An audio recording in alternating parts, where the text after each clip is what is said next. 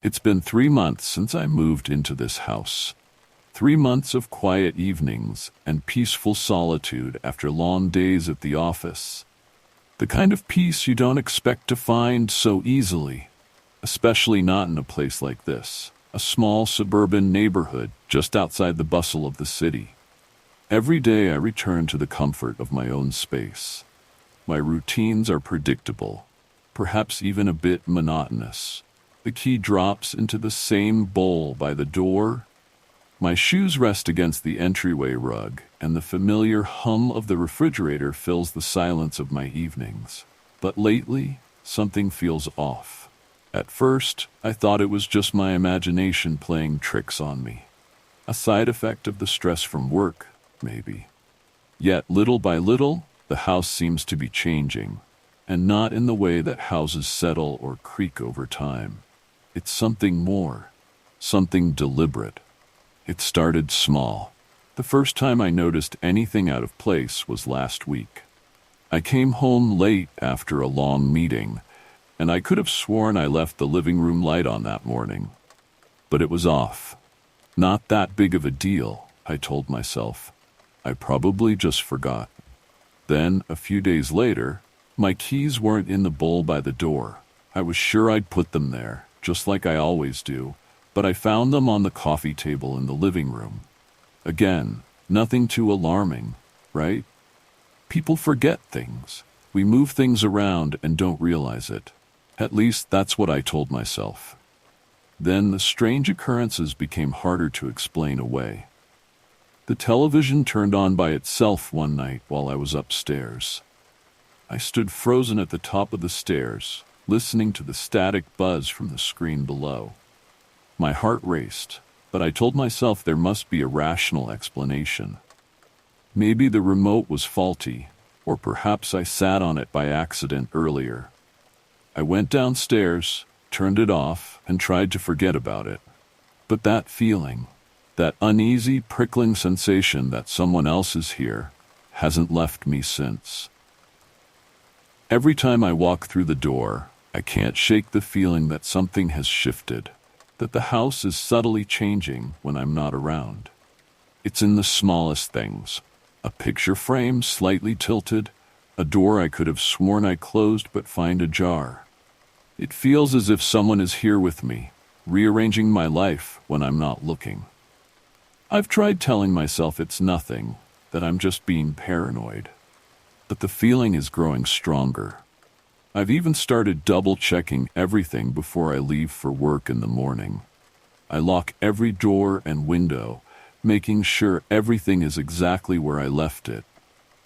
And yet, when I return home, something is always out of place.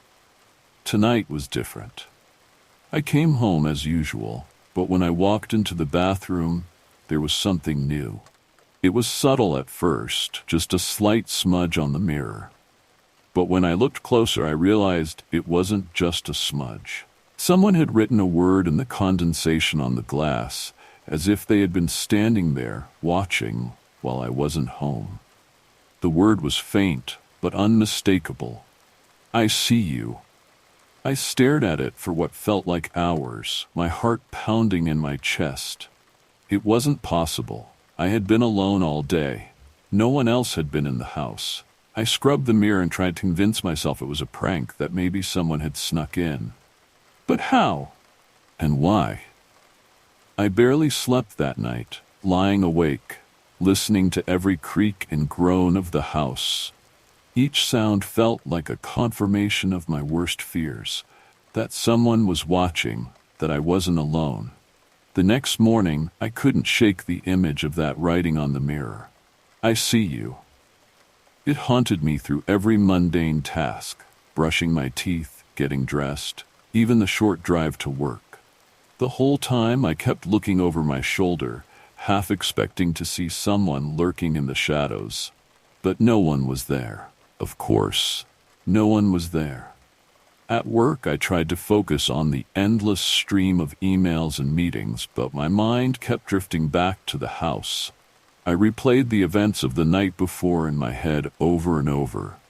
Was it possible that I'd somehow written that myself, unconsciously?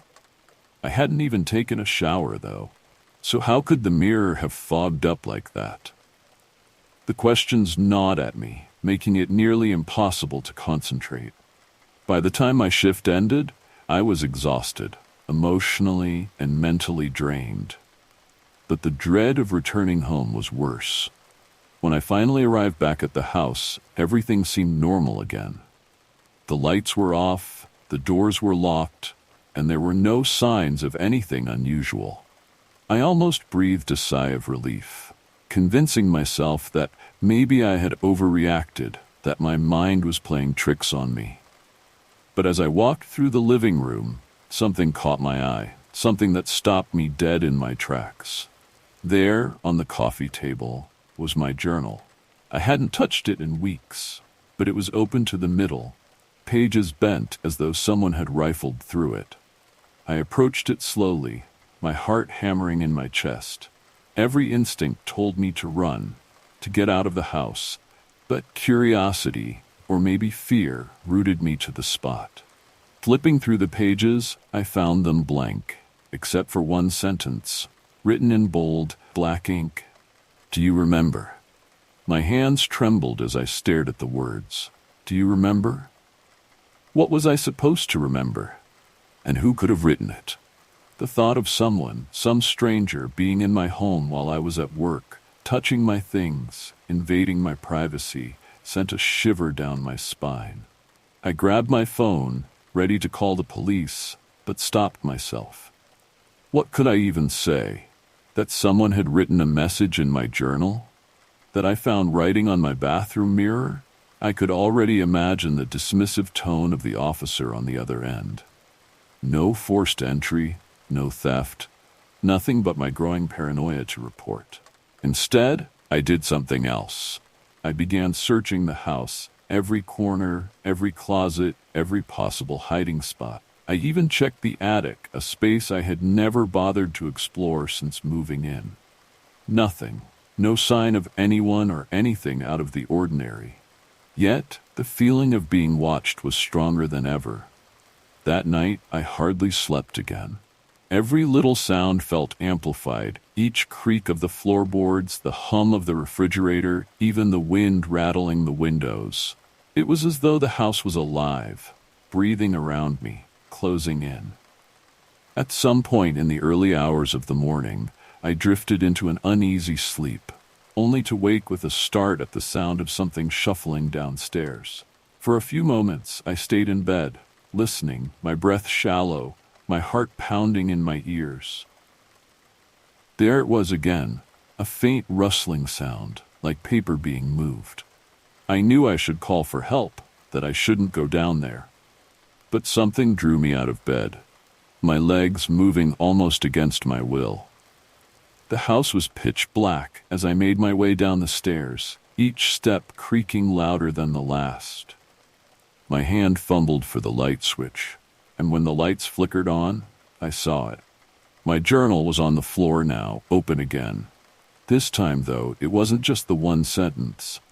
Pages had been torn out, scattered across the living room like leaves after a storm. I picked one up, my fingers trembling. On the page, in the same dark, bold handwriting, was another message. I'm closer than you think. The air in the room seemed to thicken, and I could feel my pulse quicken, the sense of danger now undeniable. Someone had been in my house, was still in my house. I was sure of it. But where and how? My mind raced as I scanned the room for any sign of movement, any shadow out of place. Then I heard it, a faint creak from upstairs, as if someone was stepping lightly, deliberately. The creak from upstairs echoed through the silent house, freezing me in place. My breath caught in my throat, and for a moment I considered running, just grabbing my keys and fleeing into the night. But something stronger kept me rooted to the floor, a twisted blend of fear and curiosity. I needed to know. I needed to see who, what, had been tormenting me in my own home. My feet moved almost on their own, as if pulled by some invisible force. Step by step, I ascended the staircase, my hand trailing along the railing, the wood smooth and cold beneath my fingertips. The air grew heavier with each step, thick with a dread I couldn't shake. Every nerve in my body screamed for me to turn back, but I kept going. At the top of the stairs I paused. The hallway stretched out before me like a dark, yawning mouth. The door to my bedroom was ajar, a sliver of pale light spilling out from the crack. It shouldn't have been open. I always closed it before bed. My heart raced as I approached the door, my pulse pounding in my ears. I pushed it open slowly, the hinges groaning in protest. Inside, the room was exactly as I had left it, except for one detail. On the bed, lying neatly in the center of the mattress, was my phone. I hadn't left it there. I hadn't even brought it upstairs. I had left it on the coffee table when I went to bed. I picked it up, my hands shaking, and that's when I saw the notification. A message, sent from my own phone number, stared back at me. Turn around. I froze. The room seemed to tilt, the walls closing in as my stomach dropped. Turn around. The words echoed in my mind, but I couldn't bring myself to do it. Every instinct told me that whatever was behind me wasn't meant to be seen. Slowly, I forced myself to look, my movements stiff and mechanical. At first, I saw nothing but the darkened hallway stretching behind me. But then, a figure emerged from the shadows, a silhouette standing at the far end of the corridor, just beyond the reach of the dim light. It was a man, tall, motionless, his features obscured by the darkness. He stood there watching me, silent and unnerving. My throat tightened, my body frozen in place as terror washed over me. Who was he? How had he gotten into my house? My mind raced, searching for answers, but none came. All I could do was stare, my breath coming in shallow gasps. The figure didn't move. He just stood there, watching, waiting. The seconds stretched on, each one heavier than the last, until finally I found my voice. "Who are you?" I whispered, my voice barely audible over the pounding of my heart. The figure didn't respond. He just stood there, a shadow in the dark, unmoving and silent. The air in the hallway seemed to grow colder, my skin prickling with fear. I took a step back, my legs trembling, but the figure didn't follow. He remained rooted in place, his gaze fixed on me. I backed into the bedroom, my mind racing with panic. I needed to get out, to escape, but I couldn't take my eyes off him. My hands fumbled for my phone, and I dialed 911, my fingers shaking so badly I almost dropped the device. 911, what's your emergency? The voice on the other end of the line was calm, professional, but I could barely hear it over the sound of my own breathing. There's someone in my house, I whispered, my voice trembling. He's upstairs. He's watching me. Stay calm, ma'am, the operator replied.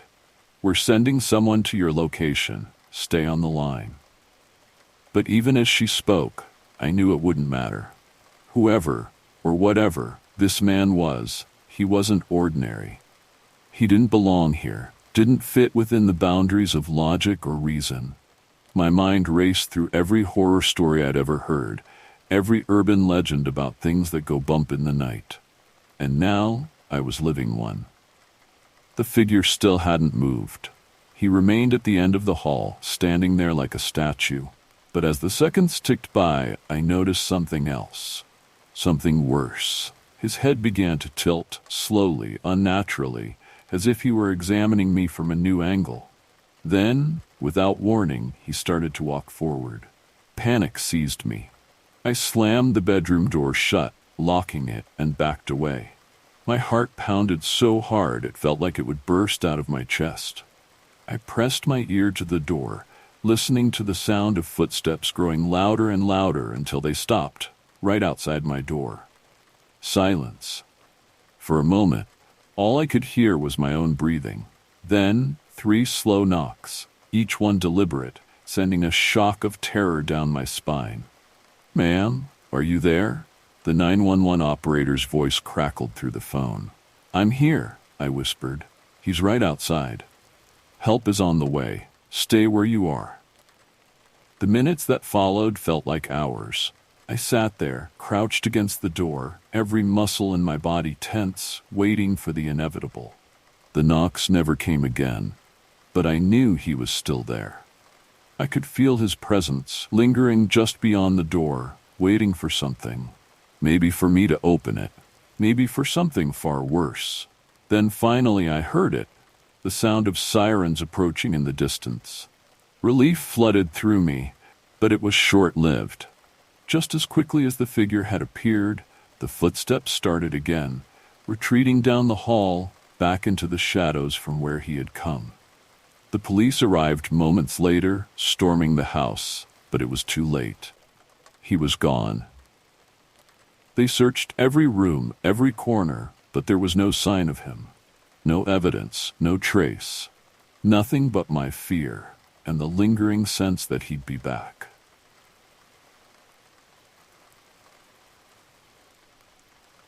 When I first moved into the neighborhood, I thought I'd finally found the peace I was looking for. The small town had the kind of quiet you don't find in the city. Just a handful of houses along a winding road lined with trees. The air felt different here. Calmer, lighter. I remember thinking that I could actually breathe for the first time in years. My new house wasn't anything special, but it had a charm that drew me in. A 2-story, white picket fence type of place with a small porch and a swing that creaked whenever the wind blew. The only thing that unsettled me, even from the beginning, was my neighbor. Hound, they said his name was. I didn't meet him right away, but the locals talked about him. They said he was reclusive, kept to himself mostly, and that he'd lived there longer than anyone else. His house sat just a stone's throw from mine, old and decrepit, like it hadn't been maintained in decades. The windows were always shut, the curtains drawn, and the paint peeled in long, jagged strips. Something about the place felt wrong, but I brushed it off as paranoia. A new town, a new life. Everything was bound to feel a little off until I settled in. The first few days were quiet. I spent most of my time unpacking, getting used to the routine of the neighborhood. It wasn't long before I noticed Harold, though. He didn't come over to introduce himself or offer a warm welcome. No, he watched from a distance. At first, it was subtle. I'd catch a glimpse of him through his curtains as I mowed the lawn or brought groceries inside. His face was a pale blur, just beyond the glass, but I could feel his eyes on me. The sensation lingered, like a weight pressing down on my chest whenever I stepped outside. I told myself it was nothing, just an old man with too much time on his hands, probably curious about the new neighbor. But as the days passed, it became impossible to ignore. Every time I left the house, there he was, standing in his front yard or sitting on his porch, watching. He never waved, never spoke, just stood there, silent and still, his eyes following my every move. I tried to tell myself it wasn't a big deal. So what if my neighbor was a little odd? I wasn't here to make friends.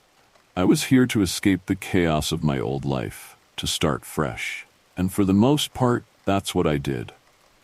I focused on my work, spent my evenings reading or catching up on shows I'd never had time for before.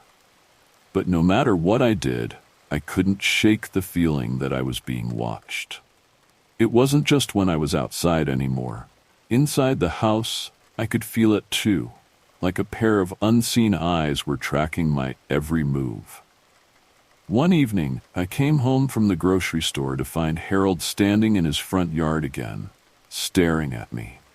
His posture was rigid, his arms hanging awkwardly at his sides, and his face was completely blank. There was no expression, no smile, no frown, just an empty stare. I gave him a polite nod and headed inside, trying to ignore the prickling sensation crawling up my spine. That night, I heard something strange. It was faint at first, barely a whisper in the darkness. A scratching sound, like something scraping against wood. I sat up in bed, straining to listen, but the house was silent again. I shook it off, assuming it was just the old house settling. But the next night, it happened again. This time louder, more insistent. I decided to check it out. I grabbed a flashlight and made my way to the basement, where the noise seemed to be coming from. The air down there was damp and musty, and the floorboards creaked beneath my feet. I searched every corner, but found nothing out of the ordinary. No animals, no intruders, just silence. As I made my way back upstairs, I glanced out the small basement window and saw Harold. He was standing in his front yard again, staring directly at my house, completely still. The hairs on the back of my neck stood on end. It was the middle of the night. What was he doing out there? I watched him for a moment longer before heading back to bed, but sleep didn't come easy that night. I couldn't shake the feeling that something wasn't right. The sounds, the way Harold watched me, something was off. I told myself I was overthinking it, that it was just an old man being creepy. But deep down, I knew there was more to it. The next morning, I went outside to get the mail and found a letter tucked into my mailbox. There was no return address, just my name scrawled on the front in shaky handwriting.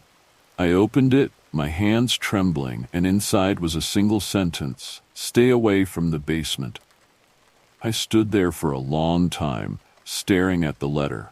Stay away from the basement. My mind raced as I tried to make sense of it. Who would leave a note like that? And why? I glanced over at Harold's house. His curtains were drawn, as always, but I could feel his presence. He was watching me. I knew it. Was this from him? The rational part of me wanted to throw the note away, pretend it was just a prank or some kind of misunderstanding. But another part of me, the part that had been growing more paranoid every day, couldn't let it go. Something was wrong here. The sounds, the strange occurrences, and now this note. It all seemed connected. For the rest of the day, I tried to keep busy, but my thoughts kept drifting back to the basement. I'd spent hours down there when I first moved in, clearing out old boxes and setting up storage. It was just a typical damp basement. Nothing unusual about it. But now, with the note in my hand, it felt different. Like there was something lurking down there that I hadn't noticed before. By the time night fell, I was a bundle of nerves. I paced around the house, jumping at every creak and groan the old place made. Harold hadn't left his house all day, or if he had, I hadn't seen him. His windows remained dark and lifeless, but I could feel him. The sensation of being watched never left me. I tried to distract myself with TV, but the show blurred in front of me as my mind kept replaying the events of the last few days. Every sound, every shadow seemed to hold a deeper meaning. I couldn't help but wonder, was there something in the basement I wasn't meant to see? Or was this all in my head? The scratching sound came again that night, louder than before. It sent a chill down my spine, freezing me in place. This time, there was no mistaking it. It was coming from directly below me, from the basement. I clenched my fists, forcing myself to move. I had to know what was making that noise. Ignoring the note's warning, I grabbed the flashlight and made my way downstairs. The basement was dark, as usual, with that same musty smell hanging in the air. I swept the flashlight around the room, looking for anything out of place. My eyes darted from one corner to another, but nothing stood out. The old shelves were filled with dusty tools and forgotten junk. But then the sound came again, louder, more insistent. It was coming from the far wall, where the old furnace sat. I approached the wall slowly, my heart thudding in my chest. As I got closer, I noticed something strange. There was a draft, a faint but cold breeze. That didn't make sense. The basement was sealed, with no windows near the furnace. I crouched down, running my hand along the wall, and then I found it. A crack. barely visible, but there. I pressed my fingers against it and the wall shifted. My breath caught in my throat as a section of the wall moved. It was a door, hidden behind a layer of old bricks and drywall. I stepped back, my mind reeling. What was this? Why was there a hidden door in my basement? I hesitated for a moment, the note's warning ringing in my ears. Stay away from the basement. But curiosity got the better of me. I pulled the door open, revealing a narrow tunnel, just wide enough for a person to fit through. The air inside was damp and stale, and the darkness seemed to stretch on forever. I shone the flashlight into the tunnel, but the beam barely penetrated the darkness. The walls were rough, made of old stone, and it looked like it hadn't been touched in years. I stood there, frozen, my mind racing with possibilities. Where did this tunnel lead, and why was it hidden? The sound of footsteps from above broke my thoughts. I turned off the flashlight and stood still, listening. Someone was in my house. The floorboards creaked, the sound unmistakable. I could feel the blood drain from my face as the footsteps grew louder, moving through the kitchen and into the hallway. I backed into the tunnel, pressing myself against the cold stone, trying to make myself as small as possible. Whoever it was, they were getting closer. I held my breath, my heart pounding in my ears. The steps were slow, deliberate, as if whoever was up there knew exactly where I was. I heard a door creak open, followed by silence. My heart was racing, my mind screaming at me to run, but I stayed rooted to the spot. The footsteps stopped directly above the basement stairs. I waited, expecting to hear them descend, but instead, the silence stretched on, heavy and suffocating. After what felt like an eternity, the footsteps started again, moving away this time, back through the house. I waited until I could no longer hear them before stepping out of the tunnel. I made my way up the stairs, my hands trembling, and cautiously peered into the hallway. The house was empty. There was no sign of anyone. I locked every door and window in the house, checking and rechecking them until I was sure no one could get in. But as I sat there, in the darkened living room, I couldn't shake the feeling that whoever had been in my house wasn't gone. I could still feel them, watching me, waiting for the right moment.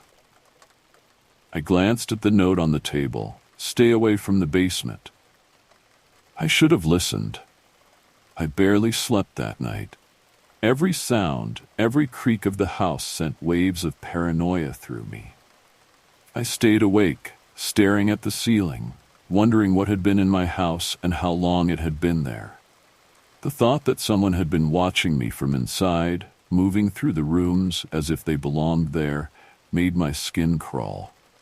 The tunnel in the basement haunted my thoughts. I kept replaying the moment I found it, the cold draft against my hand, the hidden door creaking open. It had to lead somewhere, and the more I thought about it, the more I knew I had to find out where it went. I couldn't keep living like this, jumping at every shadow, wondering if Harold, or whoever had left that note, was still inside my house, watching me. I needed answers, and the tunnel was the only place I was going to find them. The next morning, I decided I wasn't going to let fear control me. Armed with a flashlight, a kitchen knife tucked into my waistband, and my phone in my pocket, I headed down into the basement. The hidden door stood open, waiting for me. My heart pounded in my chest as I stepped inside the tunnel, the walls closing in around me. The air was thick with the smell of damp earth, and the only sound was the echo of my own footsteps. The tunnel stretched on for what felt like forever, a narrow corridor of stone and darkness. I kept my flashlight trained ahead, but the beam barely seemed to penetrate the gloom. Every few feet, I would stop and listen, convinced I could hear something, faint, scuffling sounds, like someone else was moving just out of sight. But whenever I stopped, the noise would disappear, leaving me alone with the silence. After what felt like an eternity, I reached the end. The tunnel opened up into a small, musty room.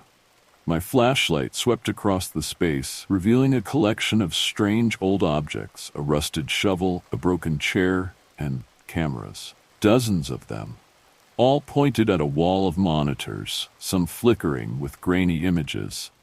My stomach churned as I stepped closer, realizing what I was looking at. The screens showed live footage of my house.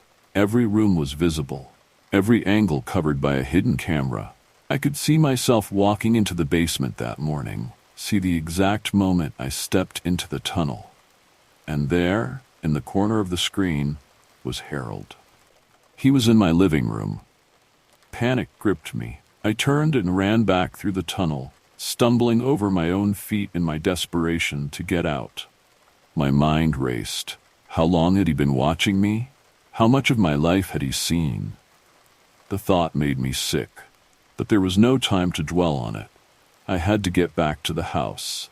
I had to stop him. When I reached the basement, I could hear him. The floorboards creaked overhead, slow, deliberate footsteps moving through the kitchen. He was looking for me. I gripped the knife in my hand, my pulse racing as I crept up the stairs, trying to keep as quiet as possible. I could hear him humming softly to himself, like this was all a game, like he was toying with me. As I reached the top of the stairs, I caught a glimpse of him. He was standing at the front door, one hand on the doorknob, his head tilted slightly as if he were listening for something. My heart pounded in my chest, but I forced myself to stay calm. If he saw me, it was over. I edged around the corner, trying to stay out of his line of sight. The back door was only a few feet away, and if I could make it there, I could get out, run to the neighbors, call the police. But just as I reached the door, the floor creaked under my foot. I turned. His eyes locked on mine, and for a moment we both froze. His face was blank, expressionless, but there was something in his eyes, something dark, something wrong. He didn't move, didn't speak, just watched me with that same eerie calm he always had. And then he smiled. That smile, it wasn't natural. It twisted his face, made him look like something else, something not quite human. My breath caught in my throat as he took a step forward, his hand still on the doorknob. "You shouldn't have gone into the basement," he said, his voice low and cold. My hands shook, the knife trembling in my grip. I knew I couldn't outrun him. I could see it in his eyes. He was playing with me, like a predator watching its prey. He'd been inside my house for who knows how long, watching me, moving through my life like a ghost. And now he was finally ready to reveal himself. I backed away, my mind racing. There had to be a way out, some way to escape. My hand fumbled for the doorknob, but Harold was faster. In an instant, he was on me, his hand wrapping around my wrist, twisting the knife out of my grip. I gasped in pain as he shoved me against the wall, his face inches from mine. "Why didn't you listen?" he whispered, his breath hot against my ear. I struggled, but his grip was iron, unyielding. My heart pounded in my chest as I realized there was no way out. He had me, and there was nothing I could do. And then, just as suddenly as it had begun, it was over. The sound of sirens filled the air, distant but growing closer. Harold's head snapped up, his eyes narrowing as he listened. He hesitated for a moment, then released me, backing away with that same eerie smile on his face. "I'll be seeing you," he said, his voice dripping with menace. And then he was gone, slipping out the back door, just as the police arrived.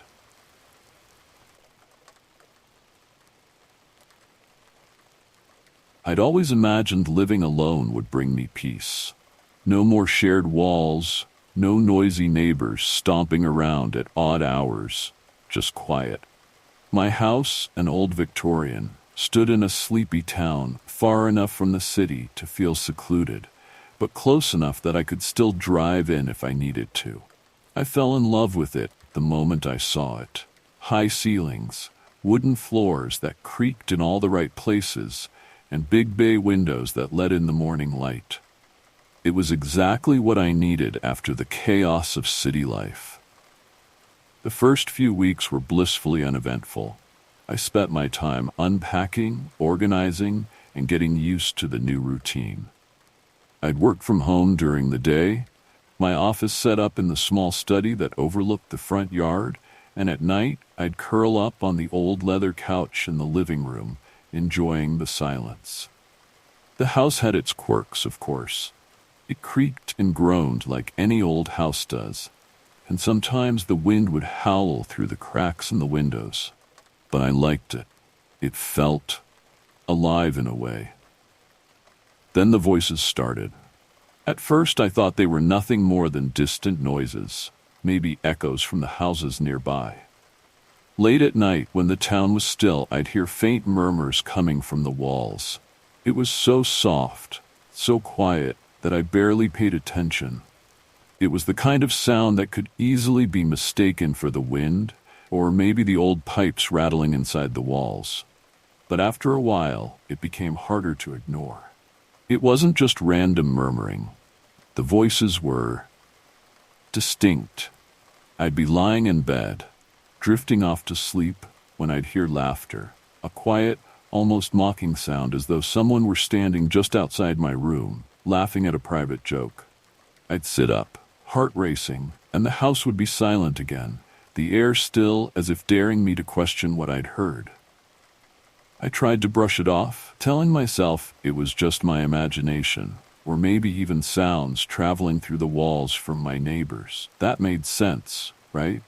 Old houses like this had thin walls, and the sound carried farther than you'd think. But deep down, I knew something was wrong. The voices weren't random, and they weren't coming from outside. One night, as I lay in bed, the voices returned, louder this time. I could make out words, fragments of conversations. A woman's voice, soft and low, said something I couldn't quite catch, and then a man's voice, deep and gravelly, responded with a laugh. I froze, my heart pounding in my chest. They were so close, like they were standing in the room with me, but when I turned on the light, the room was empty. No one was there. I didn't sleep that night.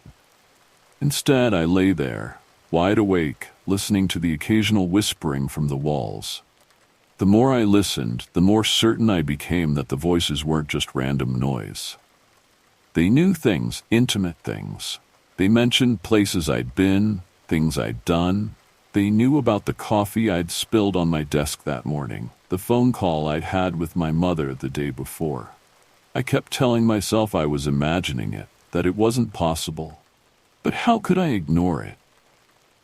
The voices were talking about my life, my memories, things no one else could know. The next morning, I called a repairman to check the walls, hoping for some kind of explanation. Maybe there were old speakers or intercoms hidden in the house.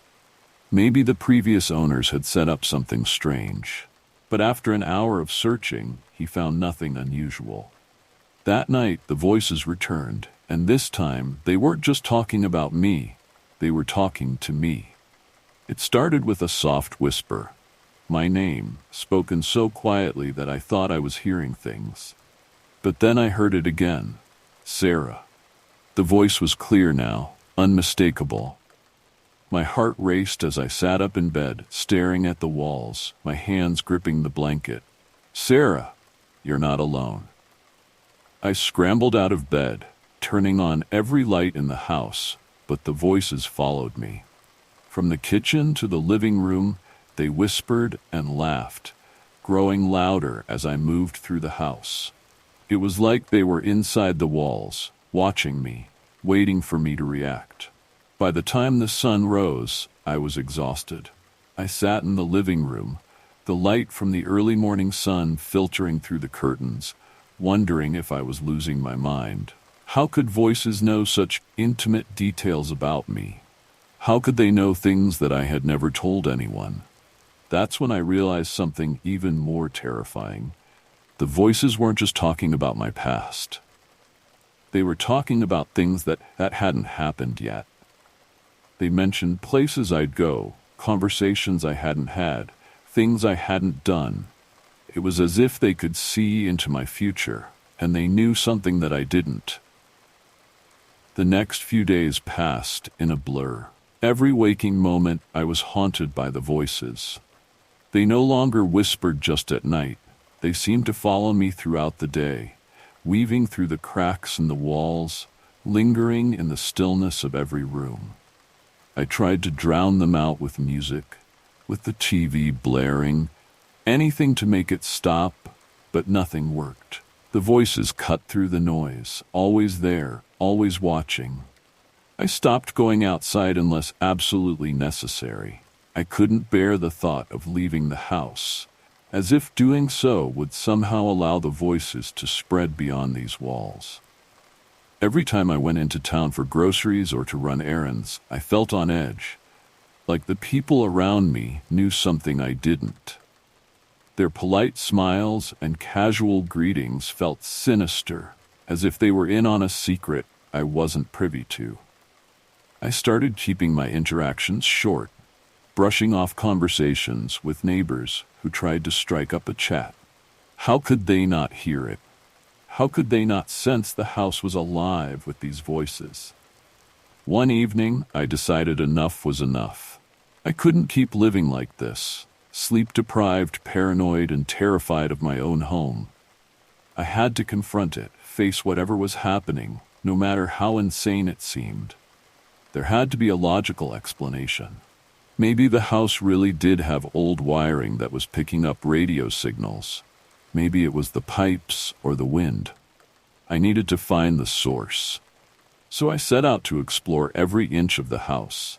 I checked the attic first, a dusty, neglected space that had barely been touched since I moved in.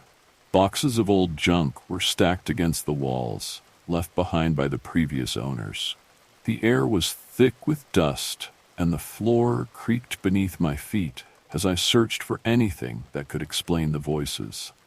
But after hours of combing through the space, I found nothing.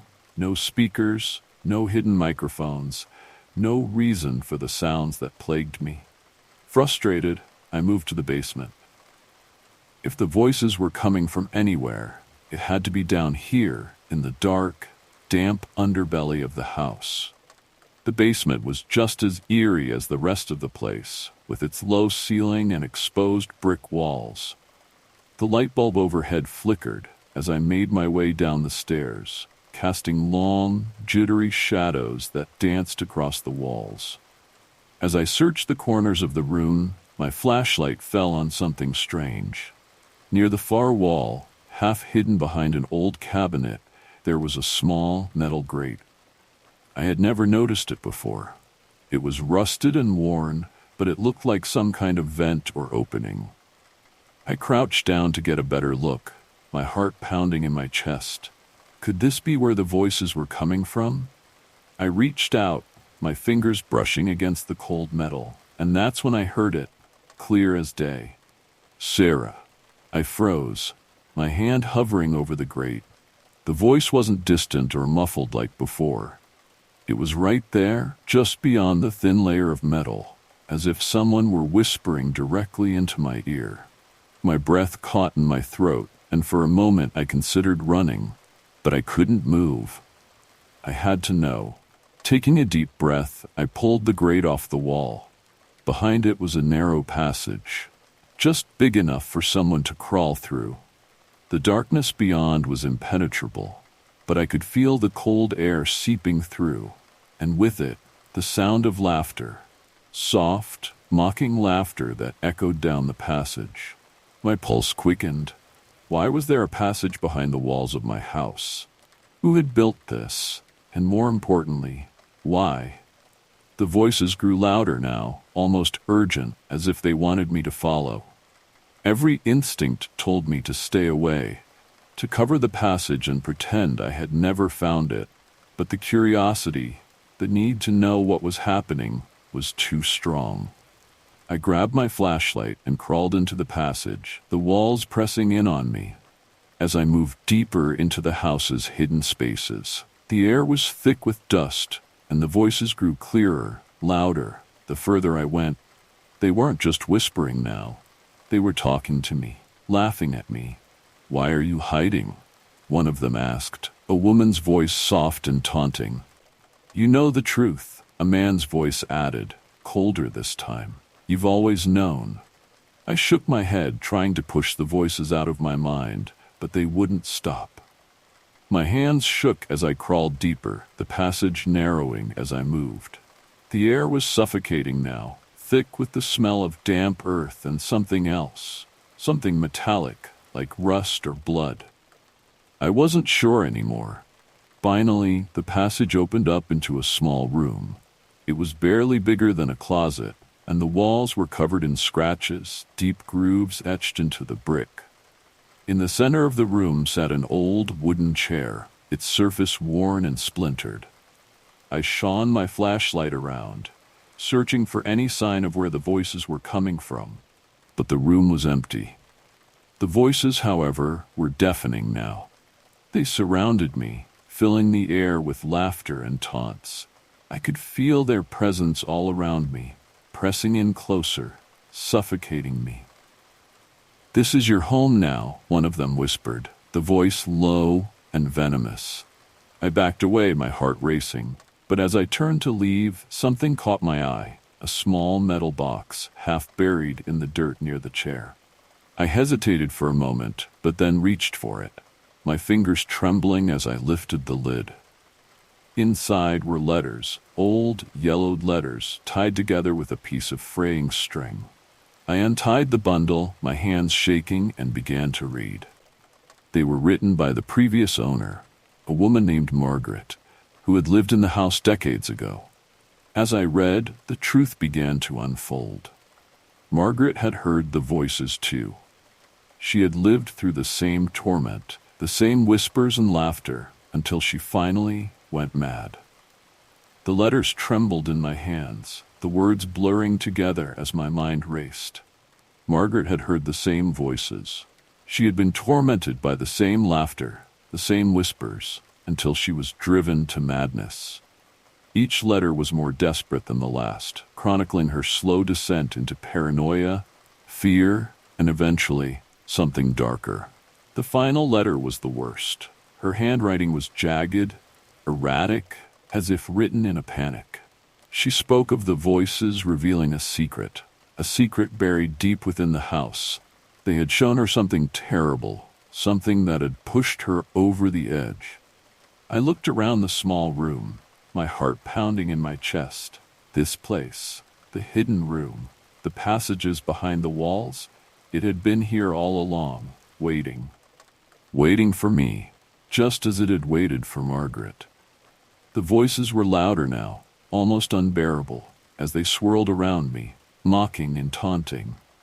"You found the truth," one of them whispered, the voice soft and menacing. I shoved the letters back into the box and scrambled to my feet. I had to get out of there. My flashlight flickered, casting eerie, dancing shadows across the walls as I backed away toward the narrow passage. But as I turned to leave, the laughter followed me, growing louder and more distorted, echoing through the dark.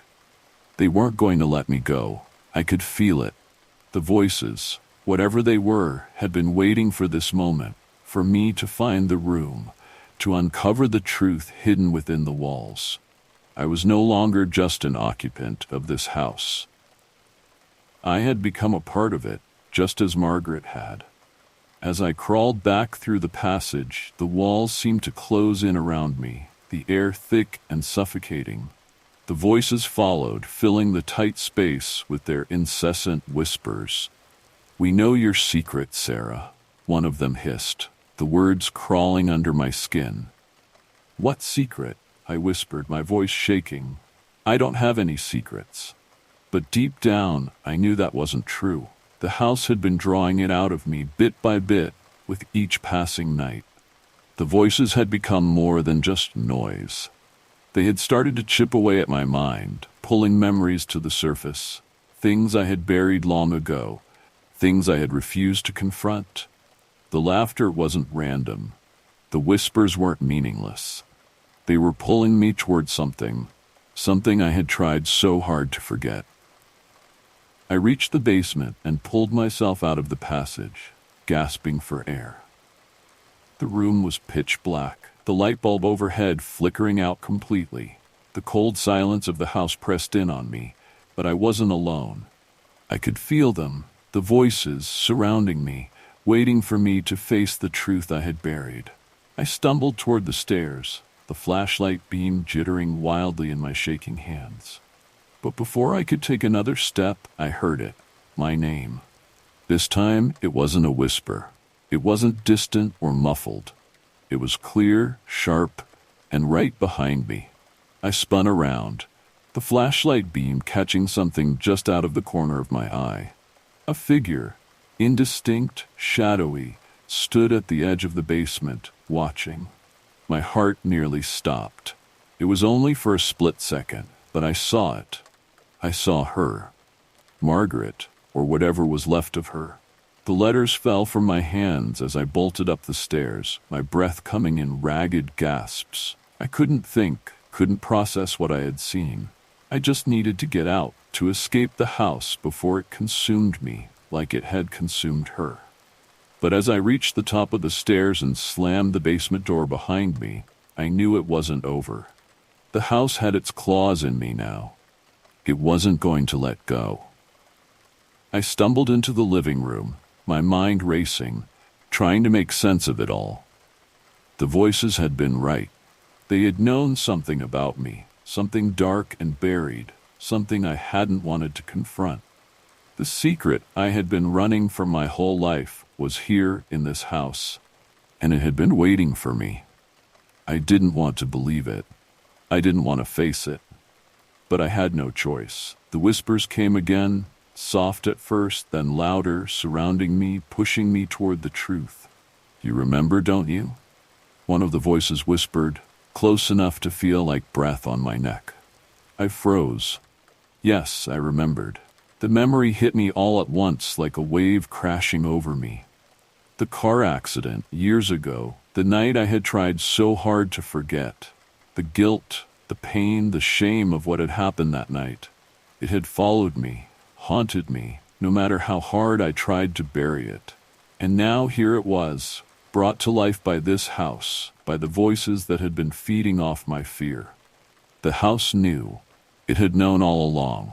I fell to my knees, tears streaming down my face as the voices closed in around me, laughing, mocking, tearing at the very fabric of my mind. There was no escaping it now. The house had taken Margaret, and now it was going to take me. As the room spun around me, I knew what I had to do. I had to confront it. I had to face the secret I had buried for so long, no matter how painful, no matter how terrifying. With shaking hands, I reached for the letters, clutching them to my chest. Margaret had tried to fight it, but she had lost. I wouldn't make the same mistake. I would face the truth, no matter the cost. The voices whispered one last time, soft and final. "Now you belong to us."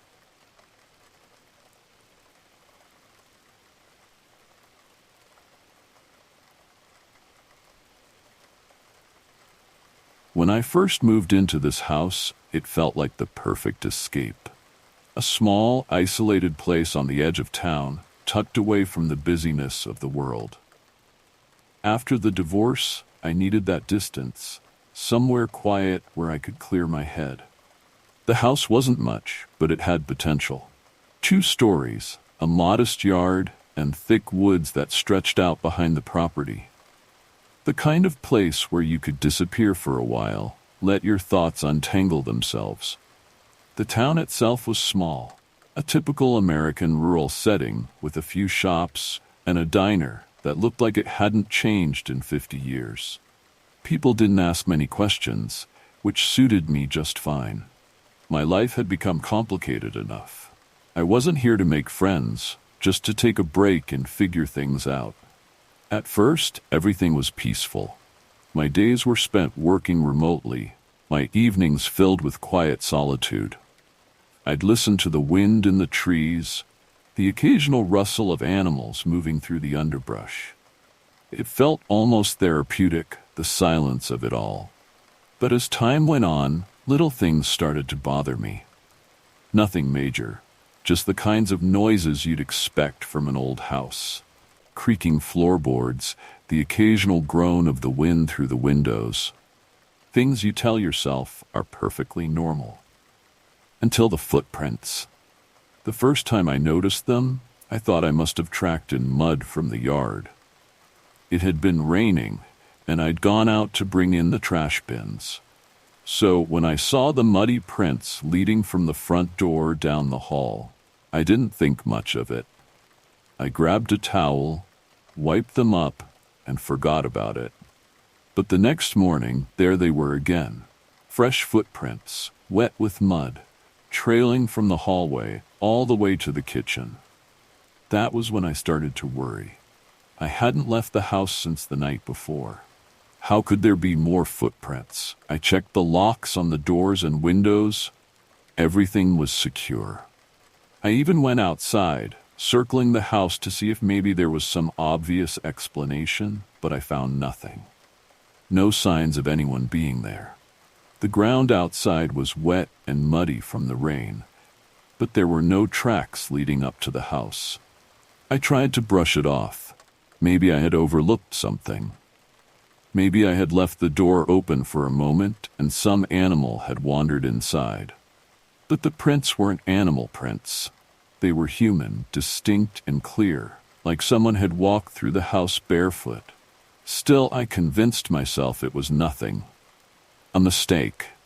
The mind plays tricks when you're alone for too long. A few days passed and things were normal again, until it happened a third time. This time, the footprints were closer. I woke up in the middle of the night to get a glass of water, and there they were. Fresh, muddy prints leading from the hallway toward my bedroom. I stood frozen in the doorway, staring at the marks on the floor. The house was silent, the air still, but my heart was pounding in my chest. Someone had been here. Someone had walked through my house, leaving a trail of wet mud behind. And they had come dangerously close to where I was sleeping. I spent the rest of the night sitting on the edge of the bed, gripping the baseball bat I'd found in the garage. Every creak of the house, every rustle of the wind outside felt like a threat. I barely slept, and when the morning light finally filtered through the windows, I was exhausted. But the footprints were still there, dried and cracked on the floor like a bad memory. I cleaned them up again, checking the locks one more time, and tried to convince myself it was all in my head. There was no way someone could have been inside without me knowing. But that's when the paranoia started. Every night, I lay in bed, straining to hear something, anything, that would explain the footprints. Every small sound became amplified. Every shadow stretched too long, too dark. The footprints weren't just random anymore. They were deliberate, a pattern forming night after night. And each time, they got closer. By the end of the week, the footprints had reached the door to my bedroom. I couldn't shake the feeling that I was being watched, that whoever or whatever was leaving those prints was coming for me. I considered calling someone, the police maybe, but what would I say? That muddy footprints were appearing in my house without explanation. They'd think I was crazy. Hell, I was starting to think I was crazy. But then, last night, something changed. It wasn't just the footprints anymore. I woke up in the middle of the night, my heart racing for no reason. At first, everything was normal. The room was dark, the house was silent. But when I glanced toward the door, I saw him. A man, just standing there in the doorway, watching me. He was tall, his features obscured by the darkness, but I could see the faint outline of him, his silhouette framed by the light from the hallway. My heart stopped. For a long moment, we just stared at each other. He didn't move, didn't speak. He just watched, his expression impossible to read. And then, slowly, a smile crept across his face, an eerie, twisted smile that sent a shiver down my spine. I couldn't move. My body was frozen in place, my mind racing with terror. Who was this man? How had he gotten into my house? And why was he just standing there, watching me? The room felt like it was closing in around me, the air thick with fear. I opened my mouth to scream, but no sound came out. The man just kept smiling, his eyes never leaving mine. And then, as quickly as he had appeared, he turned and walked away, disappearing into the shadows of the hallway. I didn't sleep for the rest of the night. How could I? Every creak of the house sent my heart racing. Every flicker of shadow made me flinch. I sat on the edge of the bed, gripping the baseball bat so tightly that my hands ached.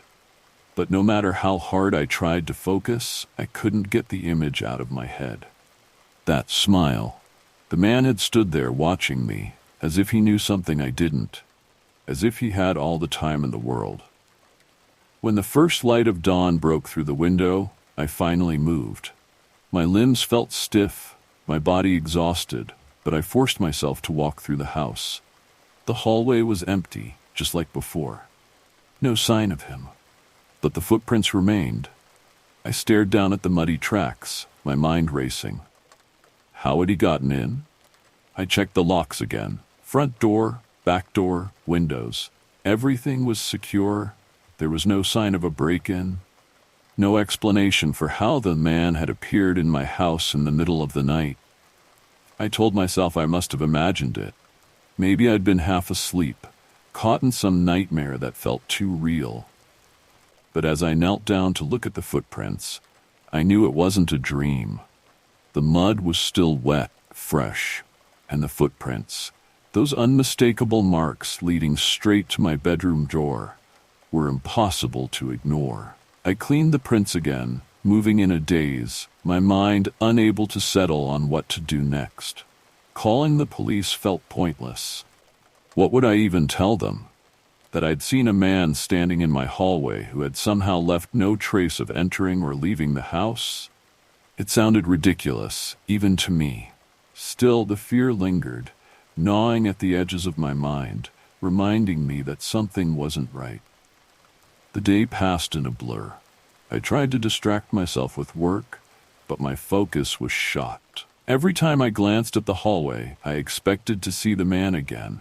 And every time I walked through the house, I couldn't shake the feeling that I wasn't alone. It was like the air had changed, thicker, heavier, as if the house itself was holding its breath. By the time night fell, my nerves were shot. I thought about going to a hotel, maybe even calling a friend to come stay with me. But something held me back. I didn't want to leave.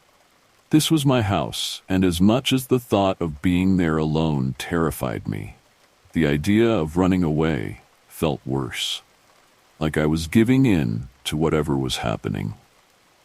So I stayed. I made sure every door was locked, every window secured. Then I turned on every light in the house. I wasn't going to sit in the dark, waiting for the man to show up again. But despite the bright lights, the feeling of dread hung over me like a thick fog.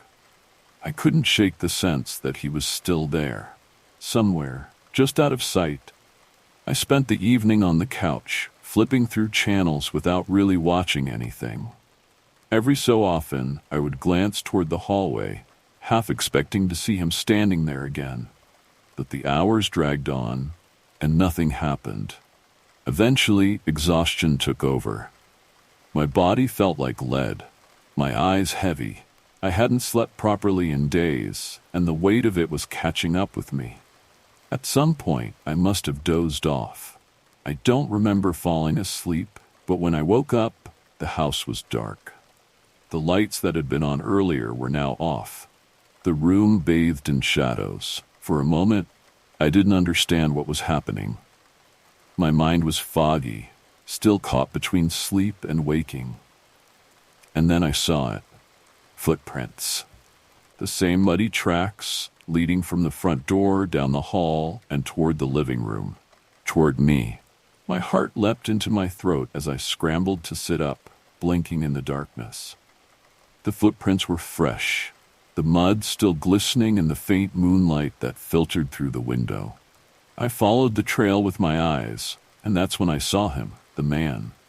He was standing in the corner of the room, half hidden by shadows, his body unnervingly still. My breath caught in my throat as our eyes met. He was watching me, just like before. But this time, he didn't smile. His expression was blank, almost hollow, as if he wasn't really there at all. I wanted to move to grab the bat that was just a few feet away, but I couldn't. My body was frozen in place, paralyzed by the sheer terror of seeing him again. "Who are you?" I finally managed to choke out, my voice barely above a whisper. He didn't answer. He just stood there, staring at me, his presence filling the room with an overwhelming sense of dread. The silence stretched on, suffocating, until I thought I might scream just to break it. And then, slowly, he stepped forward. I flinched, my hand instinctively reaching for the bat, but before I could move, the man stopped. His eyes never left mine, and for a moment, I thought he was going to say something, but instead, that smile returned. That same eerie, twisted smile that sent a chill down my spine. He took another step, his foot landing on the muddy footprints he'd left behind, and then another, slowly closing the distance between us. My pulse pounded in my ears, my body trembling as I gripped the bat with both hands. I didn't know what I was going to do, whether I would swing at him or run, but I knew I had to act. But before I could move, the lights flickered back on. The man was gone. I sat there, gasping for breath, my heart racing. The footprints were still there, trailing across the floor, leading to where he had stood. But the man himself had vanished, leaving nothing behind but the cold, suffocating fear that had settled deep into my bones. The silence that followed was deafening. I sat there, staring at the spot where the man had just been, my breath coming in shallow gasps. He had been real. There was no doubt about it this time. The muddy footprints were still there, trailing across the floor like some kind of terrible evidence. But the man was gone, vanished the moment the lights came back on, as if he had never existed at all. But I knew better. He was real, and he had been in my house, watching me. I don't know how long I sat there, trying to calm the pounding in my chest. Minutes, maybe hours. Time felt like it had slowed down, stretched out by the oppressive fear that hung over me. My mind raced, struggling to find some explanation for what had just happened. But there was none. I couldn't explain the footprints, the man, or the way he had disappeared as soon as the lights flickered back on. I needed to get out of there. The thought hit me like a jolt of electricity. I couldn't stay in this house, not another minute. Whatever this was, whether it was a ghost, a person, or something else entirely, I wasn't safe here. I grabbed my phone and bolted for the front door, my hands shaking so badly that I could barely grip the handle. I yanked the door open and stepped outside, the cool night air hitting my face like a slap. For the first time in days, I could breathe. The night was quiet, too quiet. The woods that bordered my property were still, the wind barely rustling the trees. The street, lined with only a few scattered houses, was empty. No sign of life. No sign of him. I stood there for a moment, listening, half expecting to hear footsteps behind me. But there was nothing. I made my way to my car, fumbling with the keys as I unlocked the door. My hands were slick with sweat, and I could feel my pulse throbbing in my temples. I didn't care where I went. I just needed to get away from the house, from whatever was inside. I started the engine and pulled out of the driveway, my eyes flicking to the rearview mirror every few seconds, as if I might see the man standing behind me, watching from the darkened doorway. But the house faded into the distance, swallowed up by the shadows of the trees, and I drove without any destination in mind. I didn't know what I was going to do. I couldn't call the police. What would I tell them? That a man had appeared in my house, left no trace except for muddy footprints, and then disappeared without a word? They'd think I was crazy. Maybe I was. I ended up at a gas station on the outskirts of town, the fluorescent lights buzzing overhead as I parked and sat there for a while, trying to collect my thoughts. The hum of the lights felt almost comforting, a reminder that I was back in the real world, where things made sense and men didn't just vanish into thin air. But no matter how much I tried to rationalize what had happened, the truth was inescapable. Something was wrong with that house, and it wasn't going to stop. I couldn't go back. I knew that much. But what could I do? It was my house, my only place to stay, and I didn't have anyone to turn to. I hadn't made friends in town, hadn't kept in touch with anyone from my old life. I was alone. I sat there for hours, staring at my phone, my mind spinning in circles. And then, as the first light of dawn crept over the horizon, I made a decision. I had to go back. Not because I wanted to, but because I needed answers. Whatever this thing was, it wasn't going to let me go. I had to confront it, face it head on, or I would never be free of it. The thought terrified me, but what terrified me more was the idea of spending the rest of my life running from something I didn't understand. I drove back to the house just as the sun was rising, the early morning light casting long shadows across the yard. Everything looked so normal in the daylight, so peaceful. But as I pulled into the driveway, I saw them again. The footprints. They were back. Fresh, wet mud leading from the woods, across the lawn, and straight to my front door. My stomach twisted into knots, but I forced myself to get out of the car. I followed the trail of footprints, my heart pounding with every step. They led me to the door, just like before.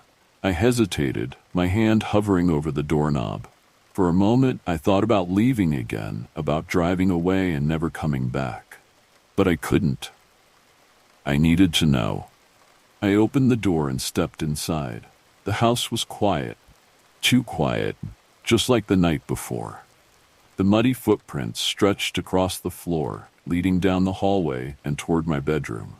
I swallowed hard, my hands trembling as I followed the trail.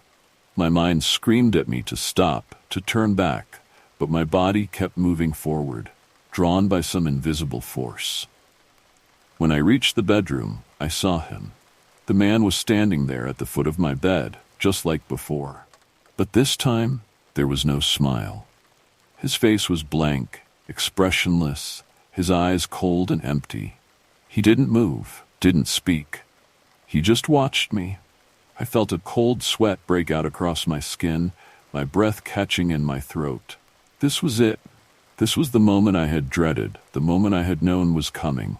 "Who are you?" I whispered, my voice barely audible. He didn't answer.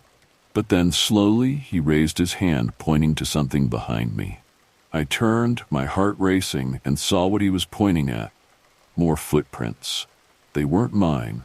They weren't his. They led from the door, across the room, and toward the window. I felt the blood drain from my face as the realization hit me. The man hadn't been the one leaving the footprints. There was someone else, something else. And it was still here.